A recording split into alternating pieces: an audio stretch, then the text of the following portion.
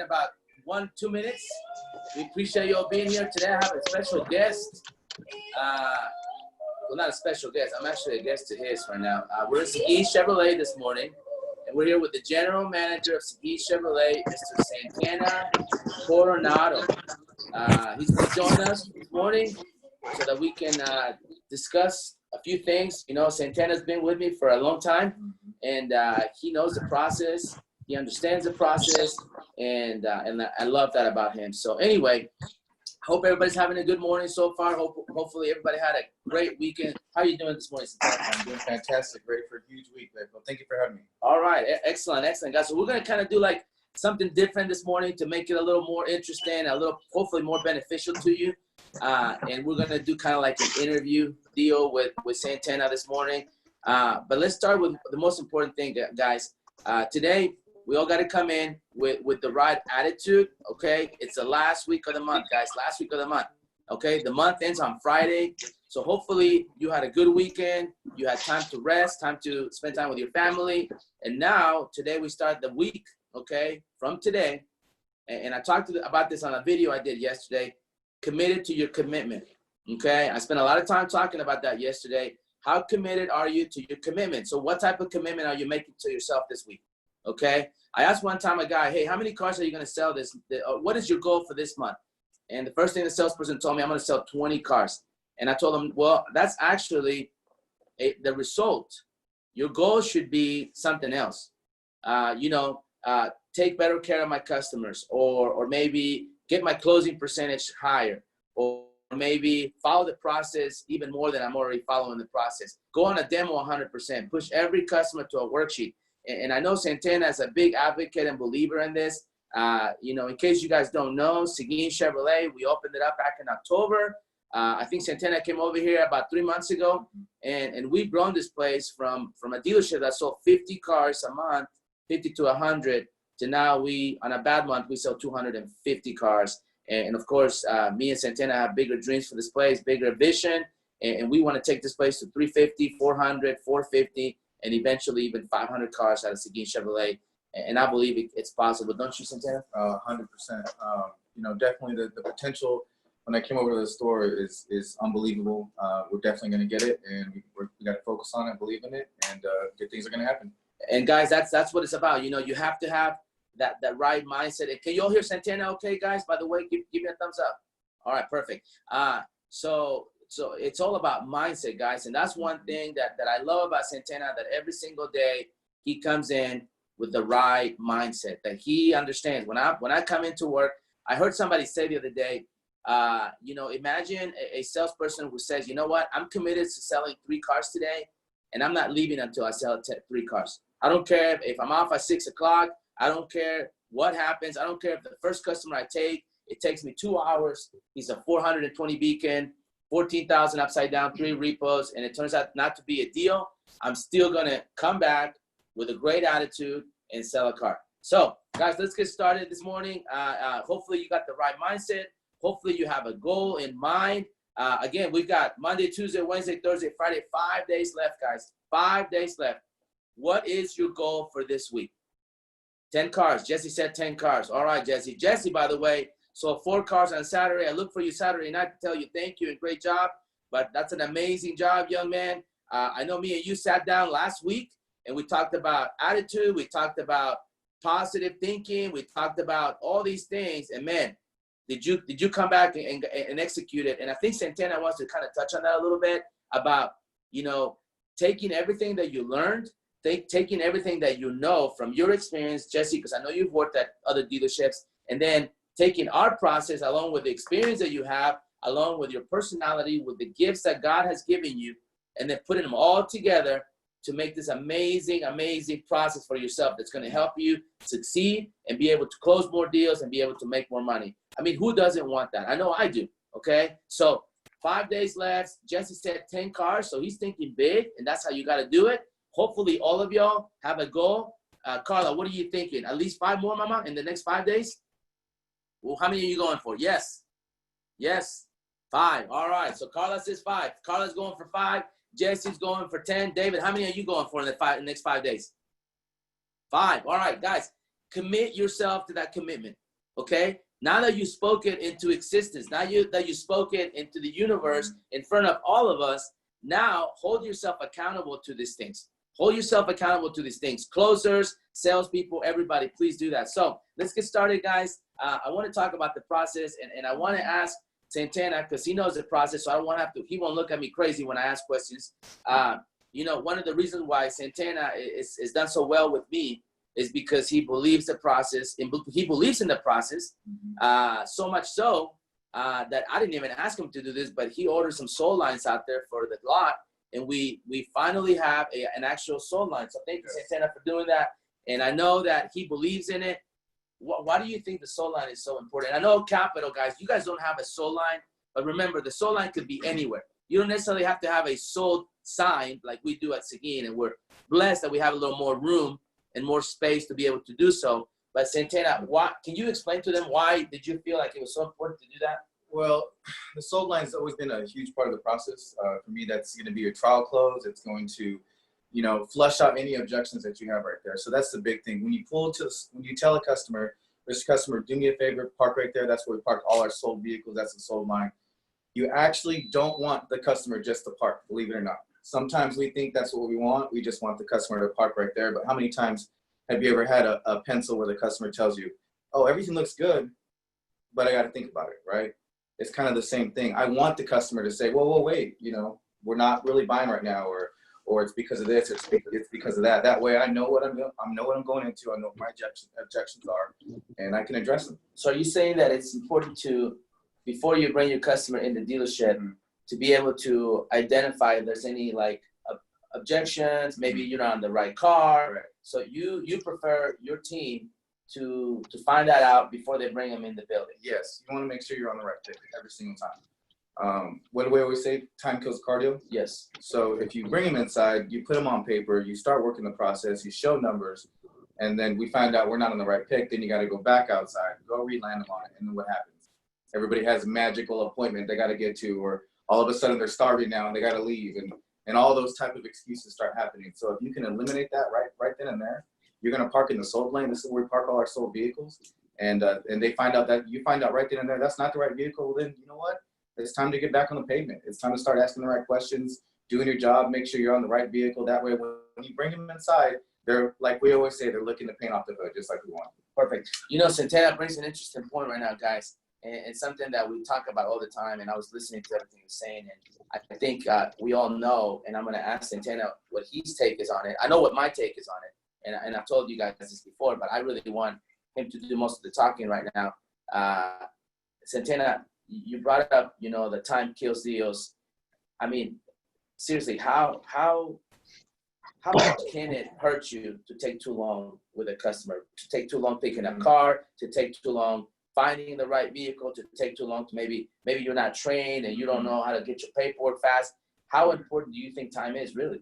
It's huge. And with that being said, a lot of people can look at the process and say, you know what, if I do, you know, every single step, it's going to take a long time, right? We can look at that and say, well, that's going to take a long time. But realistically, if you follow the process and you do it the right way, it should take maybe 45 minutes to an hour.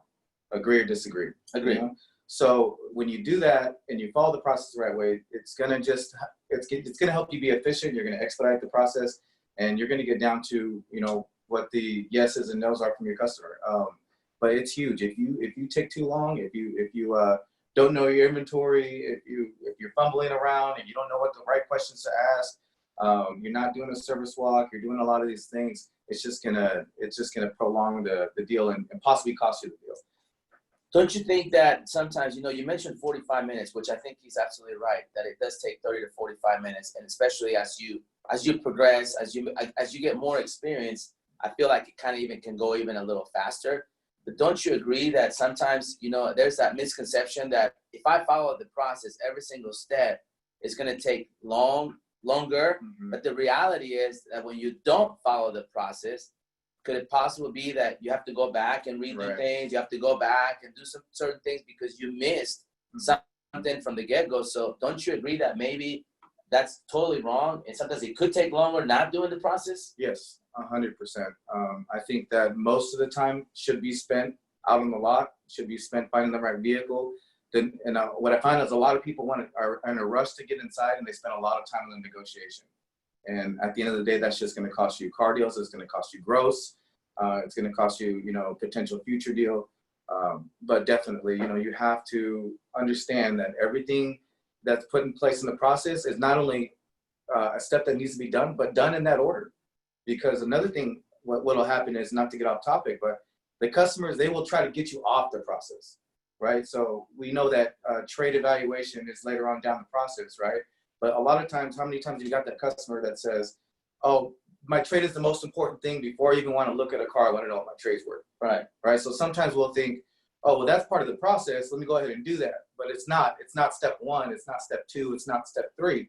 Right. So it's down the road. So you got to follow the process, but in order. And that's key for me. I like that.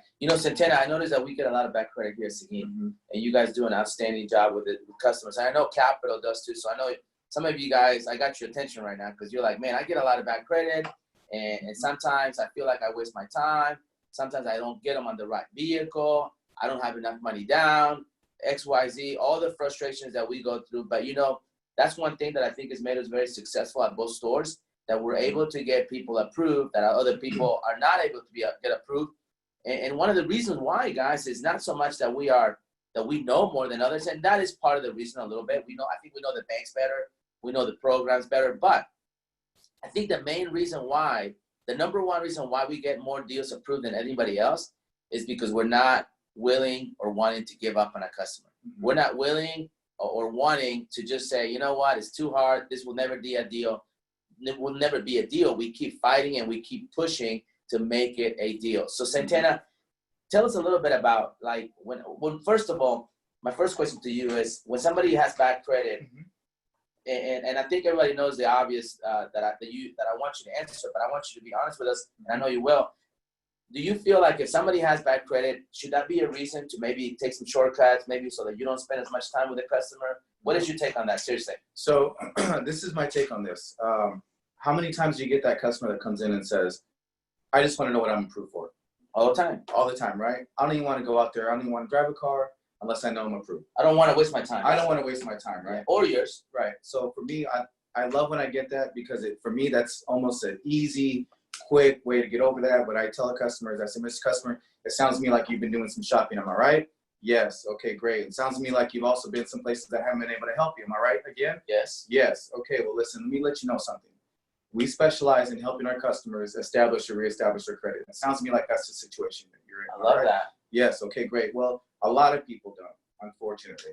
But that's something that we do. So the most important thing, Mr. Customers, I want to find a car or a vehicle that fits your needs, wants, and then I'll take care of the rest. Boom. And then we go out there, we land them on a car. So, but to answer your question, it's more important to get those customers to test drive a car, make them fall in love with it, because honestly, we are going to go to work for them more. We are going to fight for that deal more. We do know how to get these deals approved more. We do have a lot of experience with bad credit.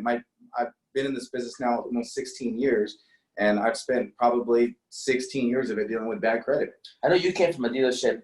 Santana, in case you guys didn't know, worked for Scott Elder, and which is Dream Cars, and they're specialized in helping people with bad credit, the pickle deal and all that crazy stuff they do. So obviously Santana's got a lot of experience and background on that area. So you're saying, Santana, if I'm hearing you correct, that if I work for you, well, I do work with you and for you too, because I'm here. But if I came to you as a salesperson, I'd say, you know what, boss, I've got somebody with bad credit. They told me they have a couple of repos and horrible credit. Can we just go straight to the credit app? Would you allow me to do that? Never, okay. Never. And I've had, over the years, I've had salesmen fight me over this and go and complain about it and do this and that. But can you give us a reason why you wouldn't let me do that? Yes, because we can't be like everybody else, because that's what everybody else does. Everybody else goes straight to a credit app. This is not the customer's first rodeo. They've seen this show before. They go to a dealership, they tell them their sad story, and then they just go straight to a credit app. The problem is that we forget that buying a car is an emotional experience, right? So if you get somebody behind the wheel, test drive, show them that you appreciate them, show them that you care, show them that you're grateful just for the opportunity, like we always talk about, right? Then you know what's going to happen. They're going to find you that cosigner. They're going to come up with the extra money down. They're going to maybe humble themselves, get the vehicle that they need to get based off their current situation, right? Because they always come, a lot of times they'll come in and say, they want a truck or they want, expensive stuff, but I also have bad credit, right? I know a lot of people are in there like, yes, I deal with that every single day. Right. But if you show them that extra love, you're going to get those extra things that are needed to make the deal that nobody else is getting because they're all going straight to a credit app.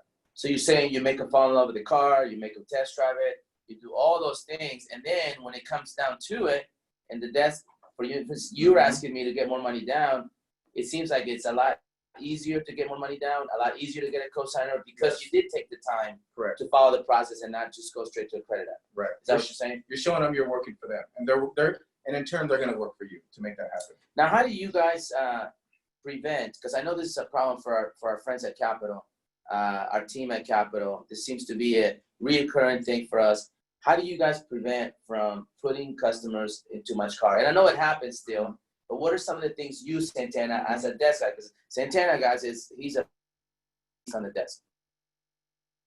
Okay? And he will coach you, guide you, put you in the right car, and you end that person, and the customer will be happy. So what are some of the things that you coach your people to do, or you tell them to avoid not putting customers on too much car and then having that frustration later that they can't get them done, they have to switch them, and all these things? What are some of the things that you tell your team and you coach them and teach them as far as that goes? So it goes back to following the process. It goes back to the key things that we put in place that make it successful. So the number one question you want to ask the customer is, what kind of basic features are you looking for? And I know a lot of people, and trust me, guys, I know sometimes we're looking at there, and if you're being honest with yourself, you hardly ever ask that question, even though we talk about it all the time. And wait. You mean to tell me people don't ask the customers? Yes. What type of basic features are you looking for? If you ask them, what do you ask the customer? They're going to tell you what kind of basic features you're looking for. But sometimes when we're out in front of a customer, we're not always asking that question. And did you want to talk about that earlier? I did. You mentioned to me that earlier. Santana was telling me. He said, Alex, I said, Santana, what do you want to talk about today? And he mentioned to me that all these things, to this exact example right now. So maybe this is what led us into this. Is that sometimes we know what to say. We have all this training that we do. We have all these processes that we have in place. But when it comes down to it in front of the customer, for whatever reason, we don't do it. We don't utilize the tools that we have in place. It would be like you trying to build a bookshelf for your house, or a table, an end table at your house. If you knew about carpentry and having all these tools in your garage to do so, and then you're just trying to do it with your hands and your fingers instead of utilizing the tools. So why do you think, Santana, you think it's nervousness? You think it's maybe lack of practice, or not feeling comfortable enough to where, like, to your point, they're not going to say, hey, what type of basic features are you looking for? Or, hey, Mr. Customer, do the financing close, whatever close it may be. What do you think is the main reason? I think it's a combination of those things. It's just, we know what to say when we know it's on paper, but when you go out there and execute, they find a reason or excuse not to do it. And sometimes, and if we're being honest, sometimes people are saying, that's not me, right? They'll say, well, that's not me. That's not my style. I have my own way of doing things. Whoa, right? They have their own way? They have their own way of doing things, right? That's not me. That's not my style, right? I'm going to follow the process, but I'm going to kind of deviate sometimes a little bit. And the problem with that is that this is not a process. So anytime I train the guys on the process, I always kind of start this way. I say, look, I'm going to show you a process this is not a pilot program. You're not a store. We're just trying this out and seeing if it works. This is a process that I've learned 7 years ago, and that's how long you and I have been working together. Yes. And that it's been proven over and over and over. It's helped grow numerous stores and build that. So this is not something that we're suggesting. It's not something that we're saying, possibly could work. This works. I think, Santana is talking about the process, and I've always known that he's a believer in it. But as I'm listening him talking to it, I'm listening to him, and I can feel the passion. I can feel the belief. And I think that we all can learn from that. That's, I think, the number one thing is that you actually believe in it. Mm-hmm. That's what faith is about, right? That you're not doing it because we're sitting here talking about it. We're having those discussions. We're going over some steps. And you're like, okay, I get it, Alex. I get it, Santana. I got to follow the process. I know. Soul line. I know. Service walk. I know. Now commitment. Are you ready to take delivery now? No, that you're not doing it for those reasons, but because Santana has told you, Alex has told you, Renee has told you, Neil has told you, and hopefully our team, our management team feels this passionate and believes in this process as much as me and Santana do. Because when we believe in something, then guess what? It's going to work. When you believe that something is going to work, guess what? It's going to work. But you have to believe first, and you have to do it for the right reasons, not for the wrong reasons. You have to believe that there's benefit to a soul line. You have to believe that there's benefit to asking for a commitment the way we ask for a commitment, and not, hey, if I can take $250 off, will you buy the car? Or if I can get you to $400 a month, will you buy the car? Or, X, Y, Z, however commitments no. I'm going to get a commitment the way Capital Chevrolet, who I've been with for 7 years, for 10 years, for 15 years, for however long it may be. I'm going to get a commitment the way I'm supposed to, which is, Mr. Customer, are you ready to take delivery now? And that's how we ask for a commitment. And Santana, what can you explain to the team, why is it that we ask? Why don't we just say, hey, if I can get you to 500, will you buy the car right now? I mean, to me, that seems easier and makes more sense than have to say, are you ready to take delivery now? So please explain to my peeps over here with all the fancy backgrounds, why do we do that? What's the reasoning behind, instead of saying, hey, if I can do X, Y, Z, will you buy the car? Why do we say, are you ready to take delivery now? And what do you think is the reason why? Do you believe in it, by the way? Oh, 100%. So basically, it's the same reason we do a soul lane. It's the same reason you ask yes questions when you're doing your walk around and your test drive, right? It's all about a closing mindset. So you want to have that commitment before you work numbers, and you want to know where you're at in the deal, because I want to know what's my situation right now. Do I have a customer that's ready to go? Am I on the right pick? We got all the missing parties involved. We're ready to take delivery now. So when I go to my desk manager, he knows how to guide me in the right direction. And the only way that we can do it is the right way, because that's kind of what brought that up, is you and I were discussing that. And I said, hey, look, you can say the right things. I can say, hey, where's your customer at? What do they think you're doing right now? And you can say checking availability. But if you're lying to me, you're really only lying to yourself. If you're not checking availability, if you really aren't saying, Mr. Customer, last thing before you get up, you're saying, let me check availability of this vehicle. You're not taking it away from them. You're not creating that urgency. You're not doing the right process. But if you tell me as your desk manager, well, I'm checking availability, just because that's what I want to hear, at the end of the day, you're just going to hurt yourself. Just like the now commitment. If you're saying, I say, you got a now commitment, great. How did you ask for that? But you really said, and of course you're going to tell me the right thing. Mr. Customer, you and I together selected stock number 20018 with leather navigation, Apple CarPlay. Are you ready to take delivery now? You're going to tell me that because that's what I want to hear. But if you're in there and you're saying, Mr. Customer, no pressure, if I can make it the best deal, if you can get everything you want, Alex, are you willing to take delivery now? Well, then yes, I'm not going to, well, of course everybody is, right? Yeah. Then I'm not going to be able to coach you the right way and lead you down the path to success. Boom. I love that, man. That's so true. And Santana talked about, getting the commitment. And one of the reasons, all the reasons he said are amazing. One reason I want to add to that, and I know Santana knows this, is the reason why you don't want to listen to the customer, listen to the offer, and you never want to let the customer initiate the negotiation. That's the key thing right there. If they initiate the negotiation, then obviously we all know they're going to hit you at a very low number. They're going to want a lot of discount. They're going to want a very low payment. They're going to want 0 down. They're going to want 48 months. I don't want to finance it for 84 months, Alex. I want to finance it for 48 months, and I want it to be $300 a month.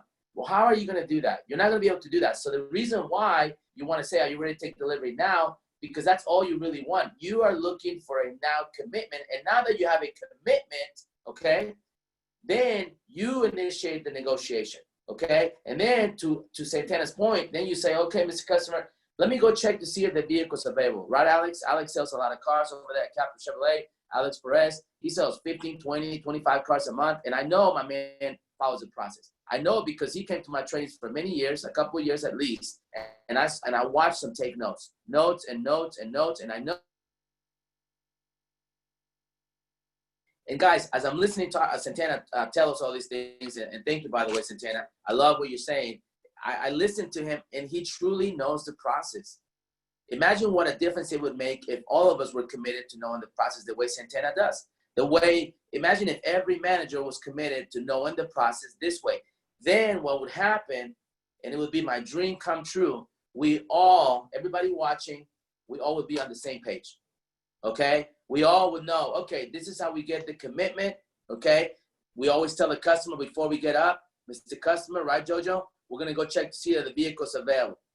Joseph Llanos, guys, did not become a manager, a floor manager, because he didn't follow the process. He became a floor manager because he followed the process to the T. And he saw a lot of cars doing it. But he didn't follow the process because I told him to follow the process. Alex Perez is not following the process because I told him to follow the process. They are following the process because they've seen it work for them.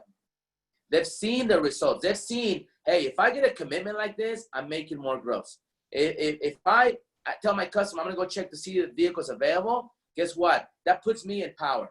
That takes it away, and now I can come back, and they're not even expecting it. The reason why you want to say, I want to check to see if the vehicle's available is because when you come back, you don't want them to have a plan for you. A plan of escape.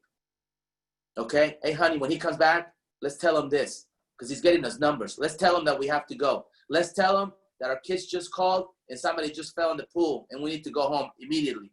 Let's tell him that you're hungry and we got to get you something to eat, that we can't stay here any longer. So that's why you want to say, I'm checking to see if the vehicle's available. I'll be right back, folks. Okay? Everything that I have in my process, guys, there's a reason why you're doing it. Yes, sir. Go ahead. One thing I always like to add to that, especially because it's huge. I think it's a big, big part of the process that a lot of times we kind of look over or we skip it. But to your point, number one, it's going to take the vehicle away from them, right? And everybody wants something that they can't have. And every time I train this, I always kind of use the example, like it's kind of like you always have that girlfriend or that boyfriend that you didn't appreciate, and then they're gone, and then now you want them, right? That's just how it works. It's happened to me. Right? It's happened to all of us. Yeah. Right? But so the vehicle that they just test drove, that they just fell in love with, you're going to see if it's available. How many times, if you really do it right, have you had that customer jump, wait, this vehicle might not be available? I've had that before, right? Yes. Oh, well, Mr. Customer, we do sell, 250, 350, 400, 500, 600. I just want to make sure it's available. All of a sudden, they're going to want it more. But to your point, is the example that I like to use is they're going to be ready for you, right? So it's like if I walked in the room and if I walked right in here and I said, you know what, Alex, I'm going to punch you in the face. Whoa. And I hope you don't. You're a big guy. No, right? Because you know how I am. So these are the examples I come up with. If I walked in the room and I said, Alex, I'm going to walk out, and when I walk right back in here, I'm going to punch you in the face. And I'm serious, right? Oh, yeah. And I walk out. As soon as I walk back in, I'm ready. You're ready for me. Yeah. Well, that's basically what we're doing. When we say, let me go get these numbers, we're basically telling the customer, hey, I'm going to punch you in the face, and I'll be right back. And they're ready. So when you walk in, guess what? They got their guard up. They got their guard up. So they're ready to, come back at you, have a rebuttal, maybe be ready to be Mr. and Mrs. Negotiator. So yeah, I like that. So we want to basically catch them, not by surprise, guys, but we want to be in control. The whole point of being an expert in sales, an expert in making sure that you're doing everything you're supposed to do, is to be able to have control with that confrontation. I know I've talked about this before, and you guys don't know this, and I don't know if you realize this, guys, but you're getting world-class training. This training that you're getting, guys, you're not going to find it anywhere else. And I'm not doing it to toot my own horn. We actually invited people today. There's people who do not work for Seguin or Capital who are joining us, and people are messaging us right now saying, please, let me in. We have real estate people. We have sales people that are not even in the car business. We have people from other dealerships. We have owners, GMs wanting to join this because this is so valuable. And you're not going to find this anywhere else, and you're getting it for free. You're getting free training. So when I see people not paying attention, when I see people maybe taking it for granted, when you acting like maybe we're wasting your time and you don't need this, I'm telling you guys, this is valuable training that can get you to the next level. I don't care how good you are. I don't care if you're selling 15, 18, 20 cars a month. This is going to make you better. You're going to close more deals. Your CSI is going to be higher. You're going to have more repeat customers. You're going to have more referrals. You're going to close at a higher rate, 100%. you're gonna get to a point, guys, where you'll be able to sit down at your desk and sell 35 to 40 cars a month and not even have to try that hard, because you've built this, because you have been humble for a long time. You've eaten that humble pie. You know, Santana's been with me for a long time, and believe it or not, I've had to sit down with Santana and have conversations with him and say, hey, Santana, you know, I don't feel like you're doing this. I don't feel like you're doing that. And believe me, he has taken all those things and taking critical criticism and say, you know what, let me make the adjustments I need to make. So guys, I'm encouraging everyone this morning watching to be like that. Be like Santana. Be humble. Be open. Yeah, you're going to get butthurt sometimes from time to time, but be open to this process. Be open to learning, and not only learning it, okay, Santana's kind of made this point this morning, but understand things. Why am I asked to do a soul line? What's the benefit of doing a soul line? And now that I understand why I'm doing it, then I really want to do it. Now that I understand why I tell the customers I'm going to check, see the vehicle's available, then now I really, really want to do it, because I know the value. I see what it does to me. It takes it away. It puts me in control. The customer is saying, hey, Alex, is it available? Well, guess what, guys? Yes, great news. It is available. Okay. And now I start the negotiation. Okay. And have the one-liners for people with bad credit. You know, I always tell people, you know, when I'm trying to get them approved, I don't come back and say, hey, you're approved. This is the payment. Do you want to do it? I never do that. I see a lot of you guys do that, and you're costing yourself so many deals. What I do is get your pen out, get ready. Because what I say is this. So the situation is this, and I'm going to let Santana jump in on this one too. I'm working a deal. The customer's got bad credit. We're trying. Finally, we have an approval, okay? But the payment is $100 to $200 more than what they want to be at. Raise your hand if that's ever happened to you before.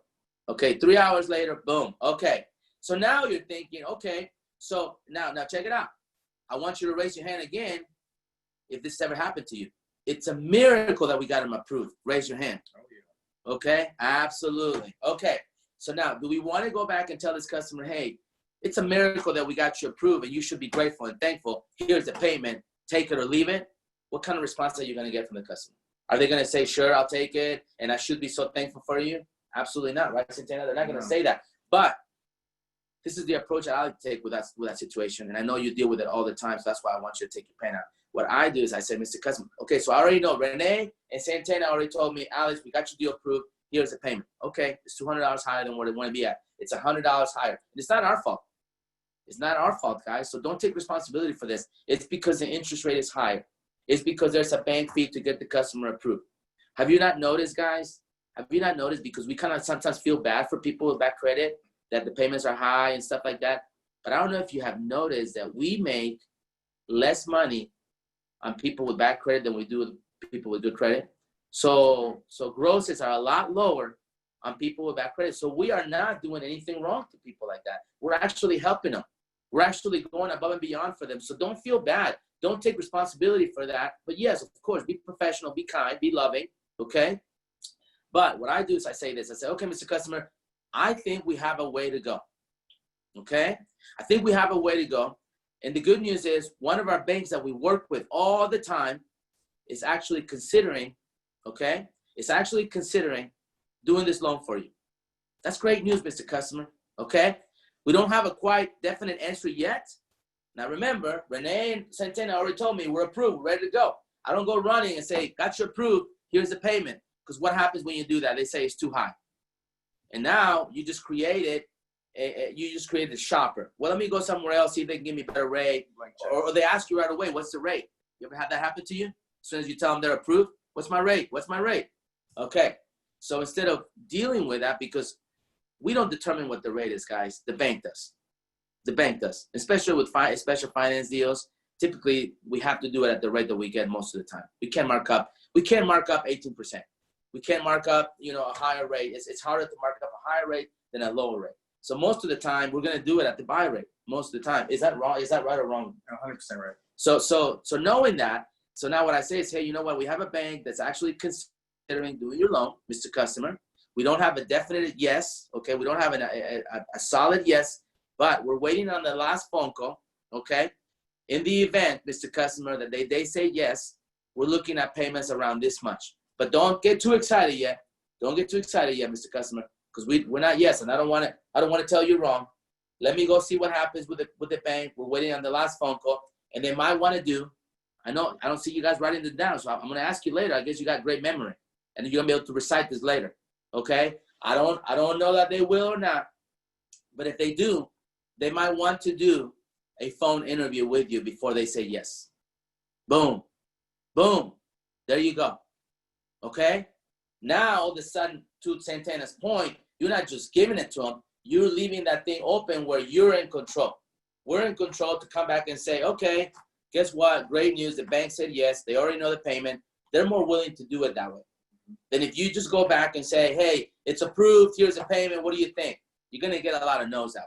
You got to give them the show. You got to give them, exactly. You got to give them the show. You got to make sure that you're doing it the right way, guys. Selling, guys, in case you haven't noticed, it's psychological. It's all about, the engagement. It's about the relationships. And we kind of talked about this on Saturday night before we went home at Capitol, how this week we're going to go, all of us, with a growth mentality. We're all going to go with, hey, I'm not comfortable where I am. I want to learn. Okay, and I'm looking at a lot of y'all, and some of you guys are selling cars. And I'm not going to say you're not, but there's certain things that you're not doing very good at. Your follow-up is not strong enough, okay? Your commitments are not strong enough. You get commitments, and then you come to the desk, and it turns out that we're never a commitment. They just wanted to see numbers. You're not pushing through a worksheet strong enough. You're pushing through a worksheet game is off. You get a lot of customers outside or maybe say, hey, I want to go think about it. I want to go talk to my wife, and you're not pushing them through a worksheet enough. Maybe you're not coaching an offer strong enough. Coaching an offer, meaning, tell us about coaching an offer, Santana. How do you feel about it? How do you guys do it at Seguin? And what's your take on it? I mean, it works 100% of the time. At the end of the day, your main job when you go in there on a pencil is to do what? Get a commitment. Boom. That's what we always talk about. Get a commitment. It's not your job to, when I say your job, I mean like as a salesperson.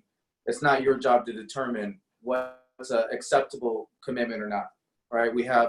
Sometimes we'll go in there and we have what I call CGS. I coined that a long time ago. I said, don't get CGS.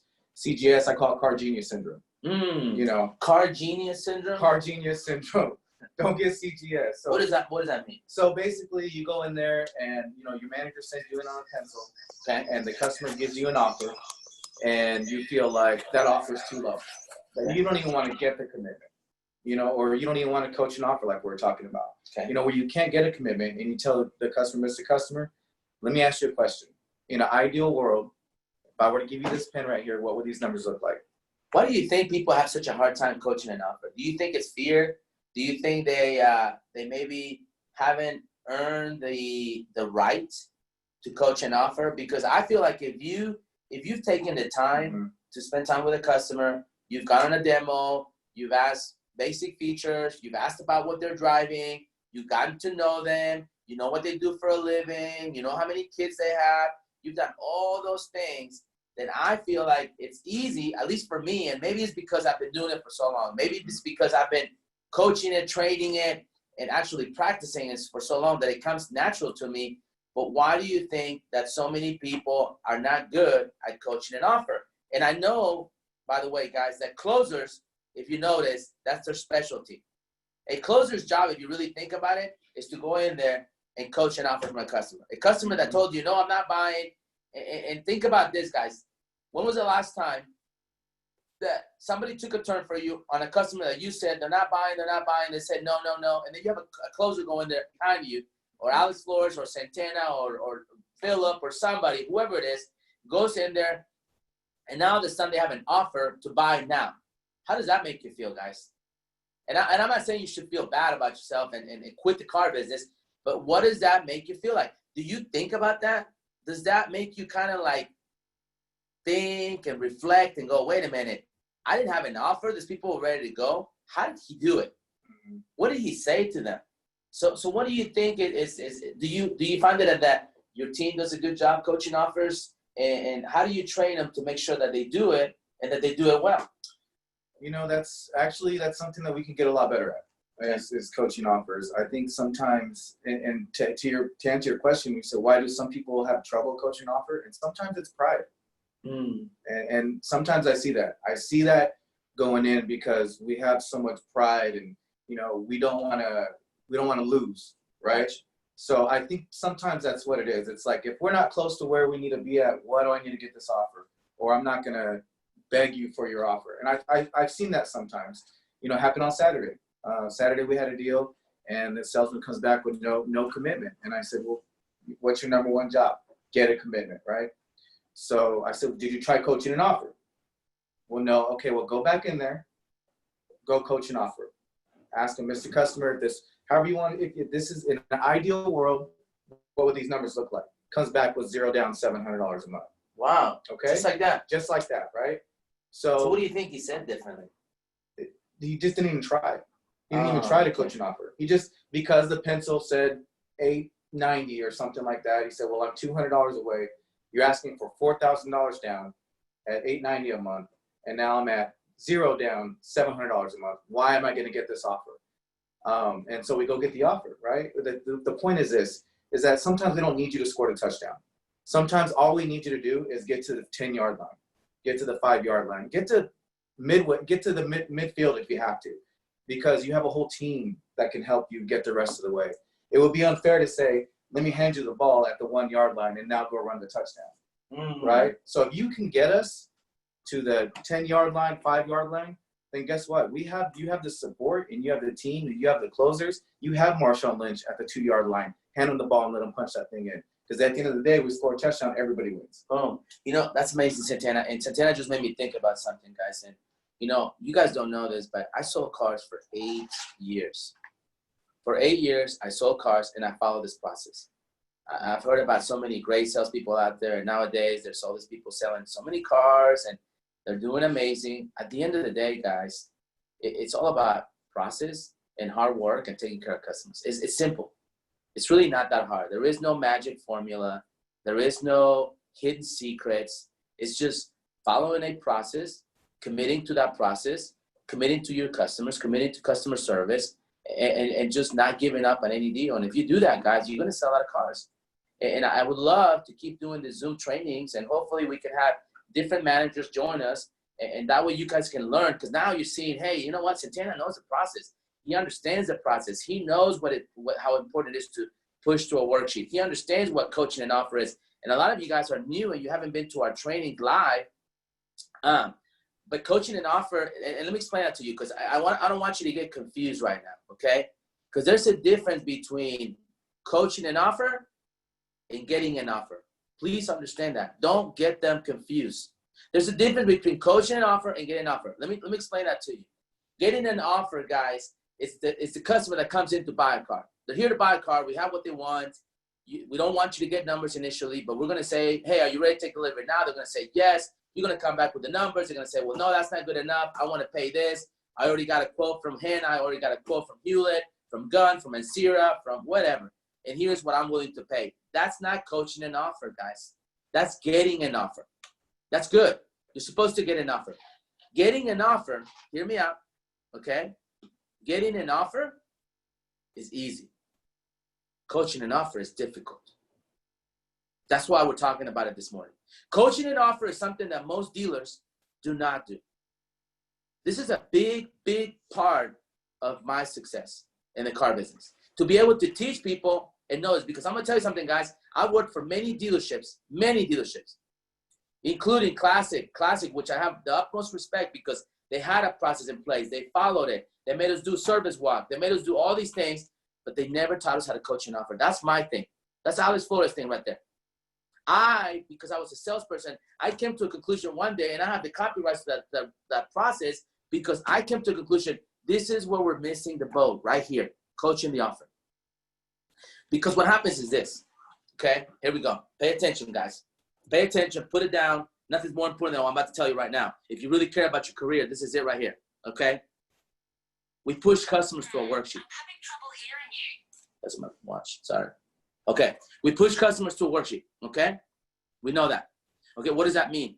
Customers are not ready, right, Santana? Yep. They're not ready to buy. They're telling us what outside, Santana? They're telling me I'm 3 months away. I got to think about it. I got to go to lunch. I got an appointment. All that. All those things, right? And we say, no. Everybody go like this. No. Everybody go like that. No. We're not listening to that. New guy, you're not doing it. Right there with the blue striped shirt. Better go like that, buddy. There you go. Okay. All right. So no, Mr. Customer. That's not how we roll here. We don't believe in that. Okay. We don't do it that way. So we take this customer and we push them to a worksheet. That's another thing that I started doing a long time ago. That makes a big difference. They didn't teach me that at Classic. Now they did say, hey, we want 100% write-up. Okay, but how? How do I push a customer to a worksheet? The way you do that, Mr. Customer, we sell an average of 550 cars. We're tracking 550 cars at Capital Chevrolet right now in the middle of pandemic. You guys are doing an outstanding job. Give yourself a hand for Capital Chevrolet, guys. Good job.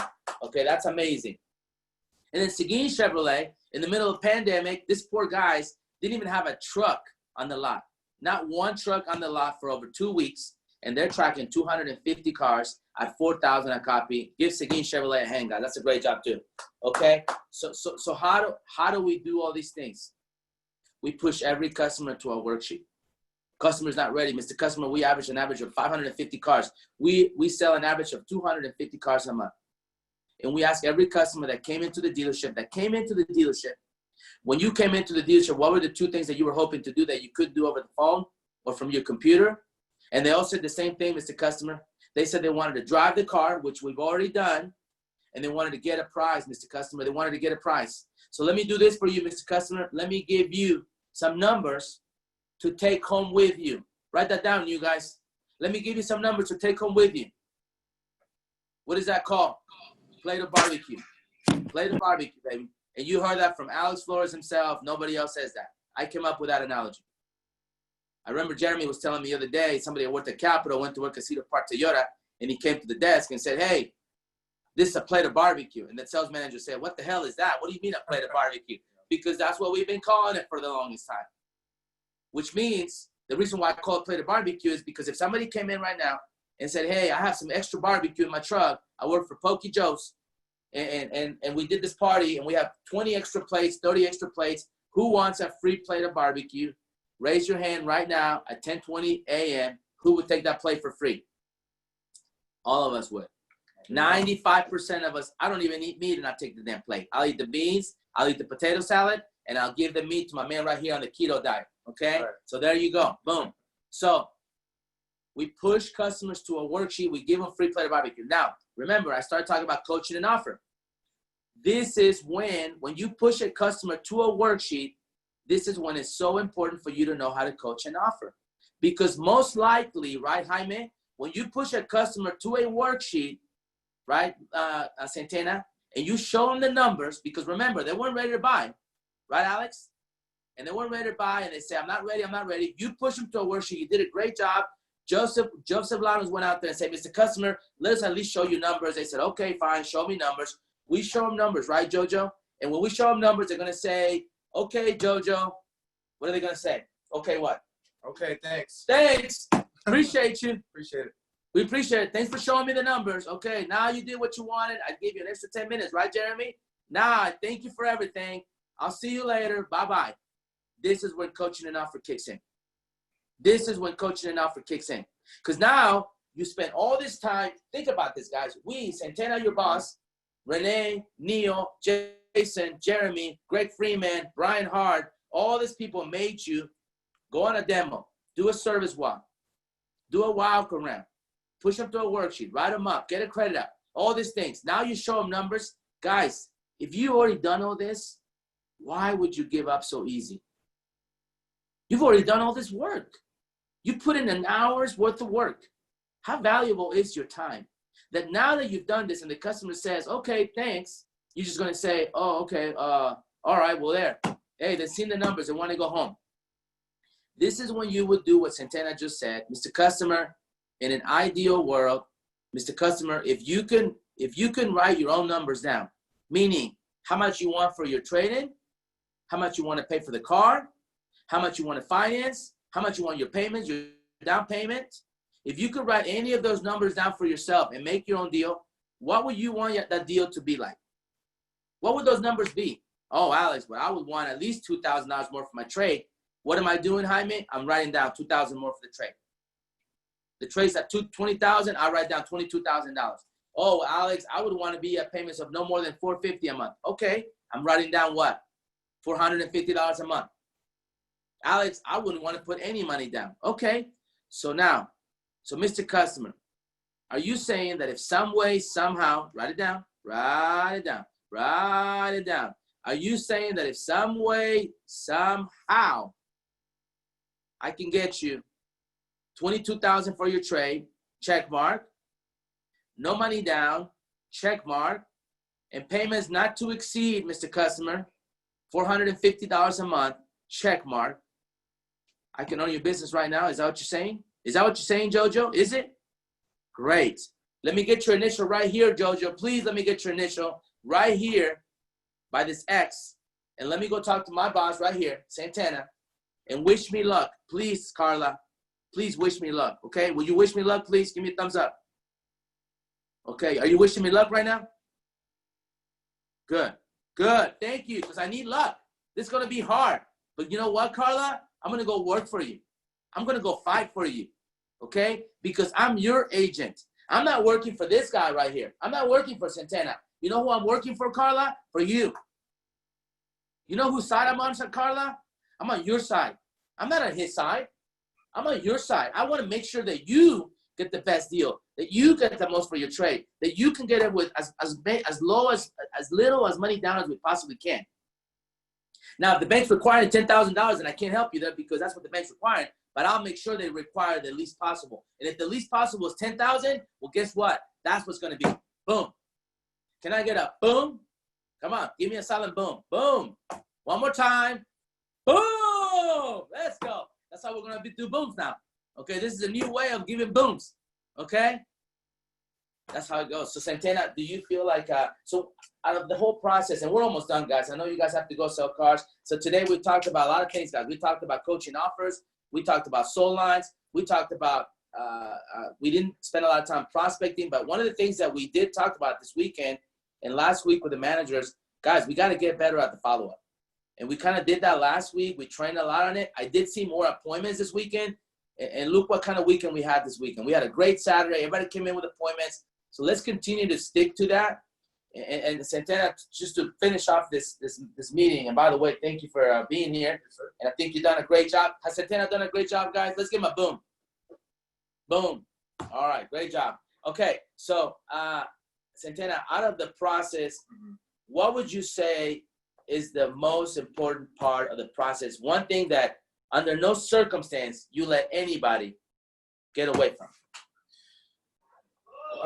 Well, number one, you can't really sell a car most effectively without test driving the vehicle. So the demo. The demo is huge for me. Another thing that's huge is going to be, believe it or not, as small as this one is your meet and greet. Is your meet and greet. I do want to touch just real quick. I know we got to go, but on everything that you're saying I had an old GM that used to call it. He's called the dog and pony show, and that's sometimes I think something that we're lacking. We forget about to give the customer the show. Everything that you were talking about earlier about not telling them, hey, you're approved. This is what it is. Or right now, when you're talking about let me go check with my manager. I'm working for you guys. That's all the dog and pony show. You got to give them the show. You have to give them the show. Have fun with it. Because at the end of the day, as long as you can keep it that way, you're going to close more car deals. But to answer your question, the meet and greet for me is huge because you can do an amazing meet and greet, and if you maybe mess up on the test drive or mess up here and there, the customers will forgive you a little bit if they like you. On the other hand, if you rub them the wrong way, when you meet them the first way, you can have the most product knowledge, you can do the most amazing walk around, and they won't buy from you. Amen. Amen. And they won't buy from you. That to me, that's huge. If I go somewhere, and let's be real, all of us that are salesmen, I think the better salesman you are, the bigger laydown you are whenever you buy something.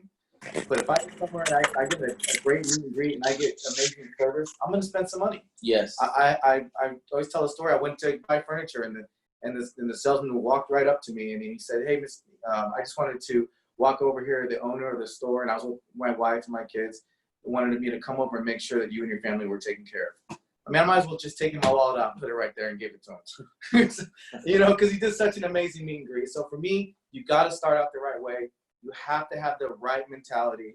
and you just got to go out and do it. Amen, amen. I love that. You gotta go out there, guys. This week, last week of the month, have the right mindset. Give them the show. Santana was just saying this, and it reminded me of something. I used to be a waiter for Lone Star Cafe, and this was one of my first jobs when I came to the United States. And actually, that was like the nicest job that I had, because I've been a carpet cleaner. I've washed dishes at BB Smokehouse. I was a carpet cleaner with actually Donnie's uncle for a long time. Donnie Harris and his uncle and I, used to clean carpets at this hotel, and we did it for many years, and we did it privately, and we did a great job doing it. And man, I'm so proud that I came from those beginnings. But anyway, when I finally got this job waiting tables, it was like, wow, I got a nice job now. I don't have to clean carpets. I don't have to wash dishes. I can get dressed nice. And I'll never forget one time they came to me and they go, hey, we got to push the mushrooms, the fried mushrooms. And I was like, okay, why? So I finally asked somebody, why? Why do we got to push them? Well, because what happens is you get food delivered to a restaurant, and if for some reason they don't start ordering it, then it only takes certain days, and then the food will go bad. So they have to throw it away, and it's a loss to the restaurant. So they'll come to the waiter, and I don't think we ever pushed the fried mushrooms, but I'm just giving you that as an example. So they said, hey, we're going to push fried mushrooms for the next 3 days. And whoever sells the most fried mushrooms is going to get this much more money, a bonus for this much. So what I did is, instead of going out there and say, hey, you guys want to try the fried mushrooms? They're delicious. You know what I did?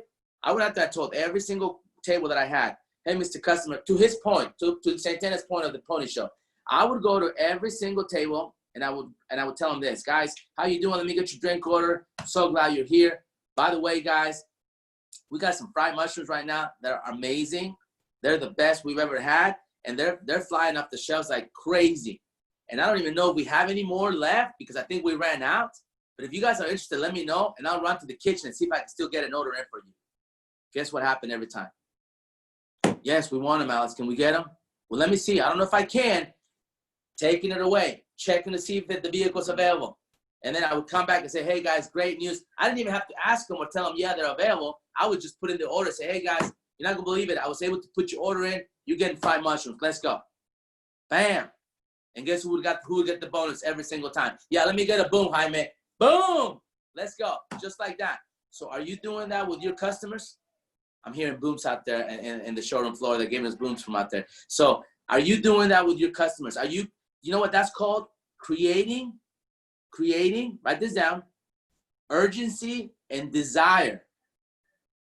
Creating urgency and desire for your customer to want to do business and buy your product. How good are you at that? How good are you at that? Think about how many times people go on Instagram and on Facebook and on what's it called? What's the other one called? The ones that you guys do all the time, Snapchat and all this stuff. And we sell ourselves, we promote ourselves, we brand ourselves, and we want to make ourselves desirable, look good, whatever. Are you doing that with your customers and your product? Because when you do, it's a lot easier to sell. So guys, everybody, thank you for joining us. Give me a swipe up so I can see who's on the call real quick. Let me see who's else. So hang on. Erica, thank you for watching. Jojo, good to see you. Donnie, have a good day. Go get it, buddy. Have a great day. Thank you for watching, Bobby. Alex Perez, go ahead. Let's see who else we got. We always say good morning. Mr. Norwood, good morning. Omar, how you doing? Mr. Greg Freeman in the house. And that reminds me of something, guys. Last Saturday, Renee announced at Capital Chevrolet, guys, Saturday night, and we haven't actually done this. We are looking for 20, listen to me, 20 salespeople to join the internet department at Capital Chevrolet. We have 3,000 leads, guys. We don't have enough people to take care of them. We are missing business right now because we have so many leads. So if you are interested in joining the internet team at Capital and at Seguin, by the way, come see Jeremy, come see Greg, come see Renee, come see Brian Hart, come see Santana, come see Jason Fox. Come and turn in your resume right away. We're looking for sharp people. We're looking for people that like to do follow-up, that want to make money. Most of these internet guys are selling 20 cars a month in their sleep. A lot of these guys are getting a lot of leads. So come and join us, guys. We have too many leads. Too many leads. We're already been giving them to the floor, and we got some more leads. that unfortunately not being answered. So if you know how to type, if you know how to talk to customers, if you know how to be a professional, if you know your product and you want to make more money and pick up another 5 to 10 deals a month, please come and see us immediately. Raise your hand if you're interested, by the way. I want to see some hands going up. Okay. You don't wait any longer. Go see Renee right away. Go see Brian. Go see Greg. Go see Santana. Go see everybody. Let's get everybody on this lead because we have too many leads. We've done such a great job branding this dealership, selling this place. I spent $250,000 a month in advertising at Capital Chevrolet. Almost $200,000 at Seguin Chevrolet, guys. This is why the showroom floors are full. This is why we get so many leads. This doesn't just happen because. It's not because we're in a great location on I-10, 25 minutes outside of San Antonio. It's not because Capital Chevrolet is the last dealership on the motor mile, and that's why there's all kinds of customers. It's because of our marketing. So please take advantage of it. Join our internet team. Start getting leads today. You don't have to be full-time internet, but you can start getting leads. Okay, guys? Angie, thank you for watching. Great job. You're doing amazing, lady. Who's over there in that corner? Who's that over there? Can you read that name? Oh, Q. How you doing, Q? Q is Santana's son, doing amazing, following the process. Eddie DeLuna, guys, I know he's going to get mad at me, okay? But he's sitting at 23 cars, and this morning I called him out. I said, come on, man, you can do 30. You can do 30. So Eddie DeLuna is going for 30 cars at Seguin Chevrolet, and let's encourage him this morning with some love right now, saying you can do it, Eddie, okay? My man's a Marine. He served our country, so you can do it, buddy. Let's go. Come on, let's go. Next. Go ahead. All right, we got, let's see, Juan from Univision watching us this morning. How you doing, sir? Thank you for all you do. We appreciate you very much. Kim in the house. We got Stephanie in the house. Good morning, ma'am. How you doing? Raul in the house. Give me a smile, Steph. Come on. You're not smiling this morning. There you go. All right, Valentino, good morning. How you doing? Are you smiling too? Let me see a smile, buddy. There you go. You got a beautiful smile, man. You might as well use it, okay? How you doing? Brenda in the house. Is that Elihu? Elihu Stanley looking sharp. Look at you, man. Looking amazing. We got Jose, our manager at Capital Chevrolet. Jose, are you going to take every deal today? Just give me a thumbs up. It's good now. Are you going to take every deal today, Jose? Every single one of them, sir. All right, let's go. We got Jeremy in the house. Thank you for watching. We got, who is that over here in his car? Is that Castaneda in the blue shirt? Oh, no, that's John Harris. Good morning, Johnny. How you doing, buddy? Good to see you. Let's go. Next. Okay. Rosa in the house on the way to work. Let's go. Isaac in the house. Good morning. How you doing? Who's this over here in the corner? With a mask, I can't tell. No, I know that's Kelton. Kelton, how you doing, buddy? We got Regis in the house. Good morning. Milo, how you doing? Mr. Welch, how are you? Carla, Stephen Pratt in the house. How you doing, buddy? Let's make sure we finish strong, buddy. Let's go. Next. Man, that's a lot of you. I don't know if I can say hi to all of you. Carla, Lisa, Judless. Man, how do you say his name? Judd Lewis. Jed Lewis. I'm sorry. I know, man. I'm so sorry. You know I'm an idiot. Okay, Lisa. Lisa, how you doing, buddy? You're still amazing, man. Regardless. Josue, I know how to say your name. Josue, how you doing, Josue? Good to see you, man. Hey, guys, Josue, come on, man. Can we give Josue some love? The man started here as a porter, and now he's our inventory manager at Capital Chevrolet, man. Let's give him a hand, man. That man's working hard. Good for him, man. That's what it's all about, man. Bro, let's go. Keep it up. Let's go. Luis, how you doing? Mr. Cruzeta, good to see you, looking sharp. Your brother, Mr. Wayne, right next to you, looking sharp as well. Okay, we got Brian Garcia in the house. Who's this gentleman up here with the headphones? Jesse. Jesse. Hi, Jesse. How you doing, sir? Good to see you. Thank you for joining us. Yes, sir. Yes, sir. God bless you, man. Mr. Fox in the house, our GSM at Capital Chevrolet. Mr. Ben Flores over here in the house. Ben. We call him Ben Flores because that man signs more checks than I do. Okay, so let's go, Benny. Okay, rock and roll. Go ahead, keep going, buddy. All right, guys. But listen, Neil Slocum in the house. God bless you all, everybody. Mike, thank you for watching. Alex Castillo, Mike from Freddie. How you doing, sir? Freddie Kia, my man, Mike Hopkins. Hey, who's ready to rock and roll? Give me a thumbs up. Okay, who's ready to follow through and do the things we talked about? All right, guys, no more talking. Let's just go execute. Nelson, how you doing, buddy? Good to see you. Johnson, I love you, man. Right here. Right here. That's my man right here. In the corner. Tarzan. Tarzan, how you doing, Papa? Let's go, baby. Okay, rock and roll. All right, man. God bless you, manager. Stay. Everybody else, I'll see you later. Let's go make it happen.